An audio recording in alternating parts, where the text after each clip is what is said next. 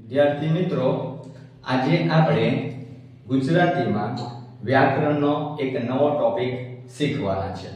તો એ કયો ટોપિક હશે એ આપણે ઉદાહરણ દ્વારા જાણીએ. તો સૌપ્રથમ હું તમને કેટલીક વસ્તુઓ બતાવીશ જે શું બતાવે છે એ તમારે મને કહેવાનું છે. તો આ બોક્સ કેવું છે? ચોરસ. સરસ સરસ. આ પેનનો રંગ કેવો છે? કેસરી. કેસરી. આ પેનનો રંગ કેવો છે? બ્લેક. સરસ, વેરી ગુડ. આ પાટિયું કેવું છે? લંબચોરસ. લંબચોરસ, વેરી ગુડ. હવે રહેશે આપણે આ જોઈએ.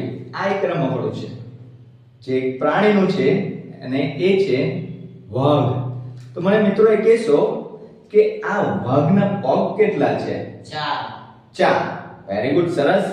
હવે આપણે જોઈએ, હવે આપણે લઈએ આ કૂતરો. આ એક કૂતરો છે. આપણે જોઈએ કૂતરાના કાન કેટલા છે? 2. 2. વેરી ગુડ, સરસ. હવે જોઈએ આ એક રમકડું, બરાબર?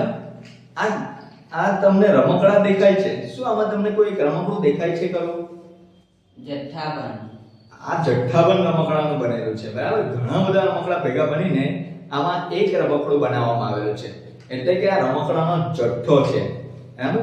તો મિત્રો હવે આપણે જોઈએ, આ હતા વસ્તુ, પ્રાણી દેખાયું. હવે આપણે જોઈએ કે આપણા આ ક્લાસમાં છોકરો, તો આપણા ક્લાસમાં નૈતિક નામનો છોકરો જે છે એ કેવો છે? એ કહેશો તમે મને? ચાલાક. ચાલાક, સરસ, વેરી ગુડ. નૈતિક ચાલાક છે. તો આ આર્યા નામની છોકરી છે એ કેવી છે? હોશિયાર. હોશિયાર, સરસ. તો આપણે અહીંયા હમણાં સુધી જે કંઈ જોયું એ શું હતું? શું બતાવતું હતું? જેમ કે મેં તમને બતાવ્યું જુદી જુદી વસ્તુઓ, પ્રાણીઓ તેમજ બે ત્રણ વ્યક્તિના નામ અને એના વિશે પૂછ્યું. તે શું બતાવે છે? વિશેષણ. વિશેષણ, વેરી ગુડ, સરસ. તમે જલ્દી શીખી ગયા, બરાબર? વિશેષણ. તો વિશેષણ, આજે આપણે જે ટોપિક જોવાના છે એનું નામ છે વિશેષણ. વિશેષણની વ્યાખ્યા કેવી રીતે બનશે? તો જોઈએ આપણે. કોઈ પણ વસ્તુ હોય, બરાબર? કોઈ પણ વસ્તુ હોય, કોઈ પણ પ્રાણી હોય કે કોઈ પણ વ્યક્તિ હોય, એ વ્યક્તિની જે વિશેષતા બતાવે એ વિશેષતા સૂચક શબ્દને વિશેષણ કહેવામાં આવે છે. સરસ. હવે આપણે, તમને આ ખ્યાલ આવી ગયો હશે કે વિશેષણ કોને કહેવાય?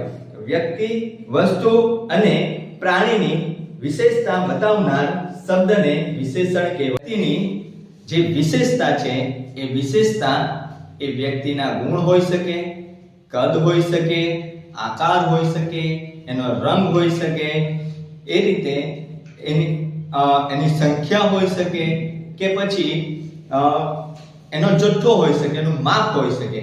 એ આધારે આપણે વિશેષણના કેટલાક પ્રકાર પાડતા હોય છે. એના ગુણ હોય, કદ હોય, આકાર હોય, સંખ્યા હોય, જથ્થો હોય કે એનો અભિગમ પણ એમાં આવે છે, જેને અભિગમવાચી વિશેષણ કહે છે.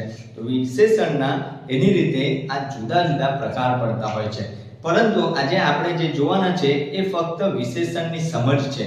તો તમને વિશેષણની સમજ પડી ગઈ હશે કે વિશેષણ કોને કહેવાય અને એ શું બતાવે છે. તો વિશેષણ એને કહેવાય જે વ્યક્તિ હોય, વસ્તુ હોય, પ્રાણી હોય કે પદાર્થ હોય, એની જે વિશેષતા બતાવતું હોય, કે પછી વસ્તુનો રંગ હોય, વસ્તુનું કદ હોય કે વસ્તુના વિશેષ ગુણ હોય, એ દરેક વસ્તુ એની વિશેષતા એનું કહેવાતી હોય છે. અને એ વિશેષતા સૂચક જે શબ્દ છે એને આપણે ગુજરાતી વ્યાકરણમાં વિશેષણ કહીએ છીએ.